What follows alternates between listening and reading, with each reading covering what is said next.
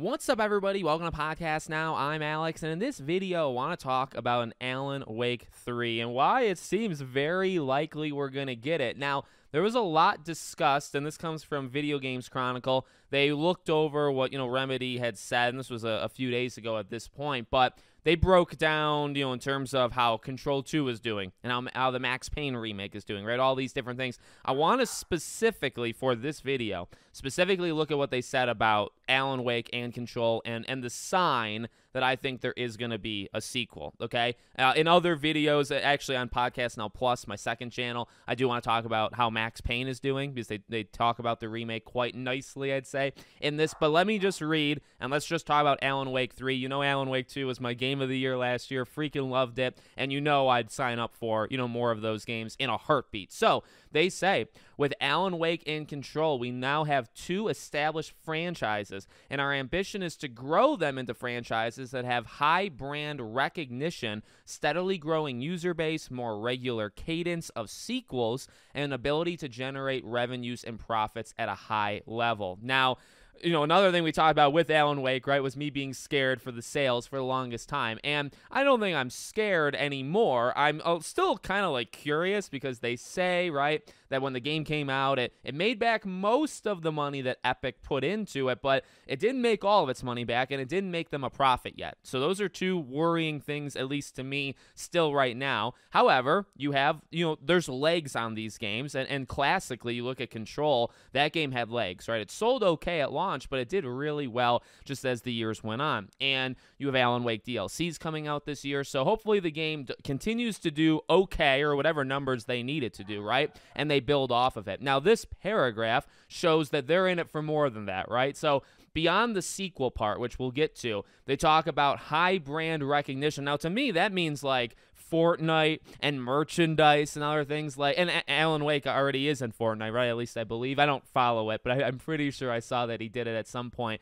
So something like that, right? Where you get him out to a wider audience where people just continue to kind of know. Now, the interesting thing, and a thing that I hope they don't do, but they've never shown a sign of it, is pulling back from that creativity, right? Sam Lake is an animal, okay? He's a wild, wild man. And what I mean by this is, you put it out to a wider audience. You put Alan Wake out to a wider audience, but then the game itself is so niche and so weird that not everybody's going to enjoy it. But that's what makes it special, right? And that's the secret formula they have that I hope they never change. I don't care if they want, or somebody in there wants it to sell 10 million. It'd be great if it sold 10 million, but the odds are that a game like Alan Wake is just not going to work for that many people. It's literally, so you have to find a way, I think, of making it work with a smaller audience. But still, brand recognition. Put it in a kart racing game for all I care. Get it out there and make some more money, through it, I guess, through that way.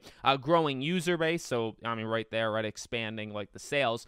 More regular cadence of sequels and ability to generate revenues and profits at a high level. So that one just feels kind of generic, the ending there, right? Make more money. But the cadence of sequels. So that, to me, there's Alan Wake 3 right there. Now, I think you can do it. I think the ending, even though the ending of 2, the director's cut, the final cut, right, of it, they did, I think they wrapped it up in the way that if the game completely bombed, and we've said this before, right, the official definitive ending of Alan Wake 2, if the game bombed, you could end it there and relatively be okay.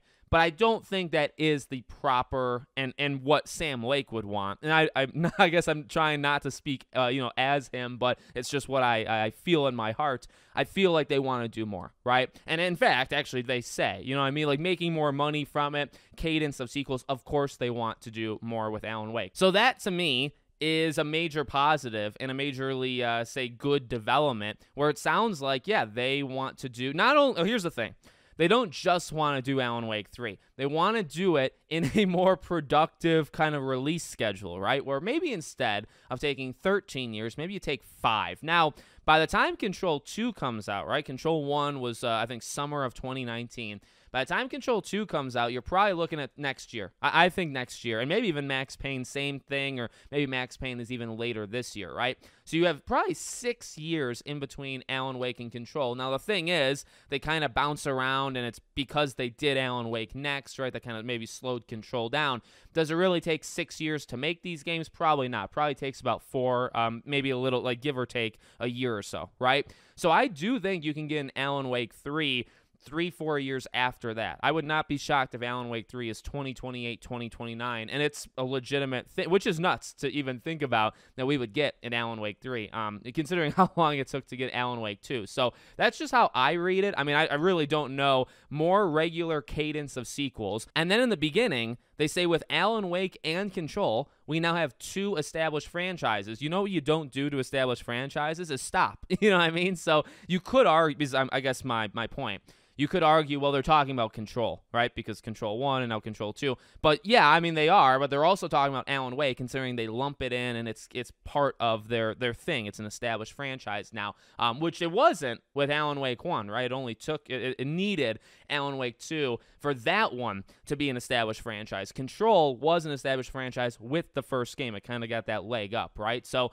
to me, it's exciting. And as I said, in the beginning of the video, like I just want more of it. I think it's a phenomenal game. I think Sam Lake is one of a kind, and we need more games from him before he retires. So give me as many as he can possibly make, and I'll continue to cover them, and I'll continue to play them. Let me know what you think in the comments. Make sure, as always, you're subscribed to the channel, bell icon turned on. I hope to see you all on the next one.